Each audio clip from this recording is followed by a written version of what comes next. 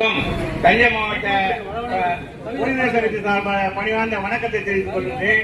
மத்தியிலே ஆளுகின்ற மோடி சர்க்கார் ஏறத்தாழ 11 ஆண்டு காலம் இந்த பென்ஷன் உயர்வுக்காக நாம் போராடி கொண்டிருக்கிறோம். நம்மளை இழுத்த வச்சு மூத்த குடிமக்களை சுரண்டி கொடுத்துக் கொண்டிருக்கிறது. இன்றைக்கு பட்டுவாடா செய்யப்படாமல் தேர்ந்தெடுக்க தொகை என்பது 10 லட்சம் கோடி. ஜான்பிரிகா பார்லிமெண்ட்ல பேசப்பட்ட தகவல்கள் படி சொல்றேன். 10 லட்சம் கோடி நிலுவையிலிருந்து குடிபடாதது அன்கிளைம்டு எல்லாமே இருக்குது. அதுல இருந்து 10,000 கொடுத்தா கூட 78 லட்சம் கோடி பேர் 75 லட்சம் ஓய்வூதியர்களுக்கு கொடுக்கணும். கொடுத்தா ஒன்றும் ஆயிடாது.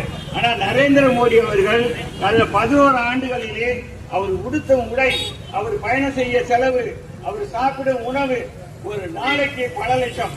அது வரைக்கும் நம்ம கொடுக்க வேண்டிய அத்தனை தொகைகளையும் அவர் சாப்பிட்டு இருக்காரு. நம்மளை சுரண்டி கொடுத்து கொண்டிருக்கிறது ஒன்றிய அரசு.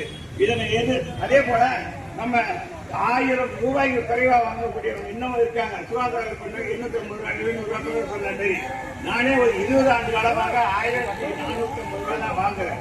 என்னுடைய கட்டும்போது அவ்வளவு. ஆனா இன்னைக்கு மத்திய அரசு என்ன செய்யறான், 25,000 ரூபாய்க்கு பென்ஷன் பல ஆயிரம் கோடி வசூல் பண்றான். பிரைவேட் தொழிற்சாலையா இருந்தாலும், ஜவுளி தொழிற்சாலை, கூட்டுறவுத்துறையா இருந்தாலும், என்எஸ்சி போன்ற பதவிகளும் இருக்கிறது.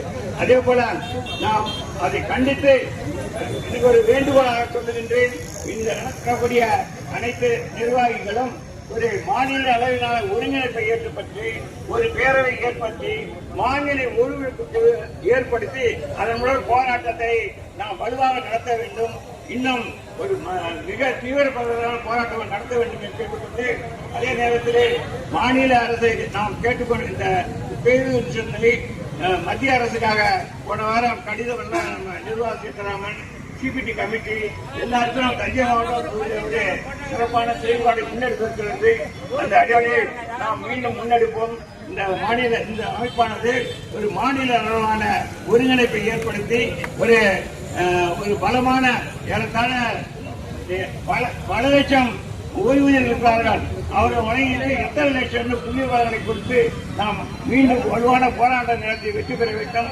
போராட்டம் என்பது வெற்றியை நோக்கி இருக்க வேண்டும்.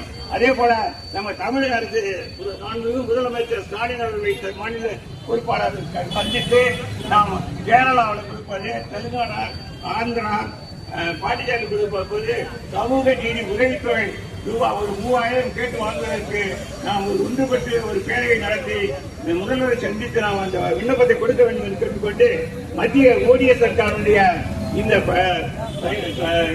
மோசமான பென்ஷன் உயர்த்தாமல் இருக்கிறதை கண்டித்து நாம் இந்த கண்டனத்தை தெரிவித்துக் கொள்கின்றோம். மீண்டும் ஒற்றுமையாக செயல்பட்டு நாம் வாழ்வாதாரத்தை பாதுகாப்போம், முன்னேறும் என்று நன்றி. அனைவரும் ஒற்றுமையை மாநில ஒற்றுமை குழுவை விரைவில் அமல்படுத்த வேண்டும் என்று கேட்டுக்கொண்டு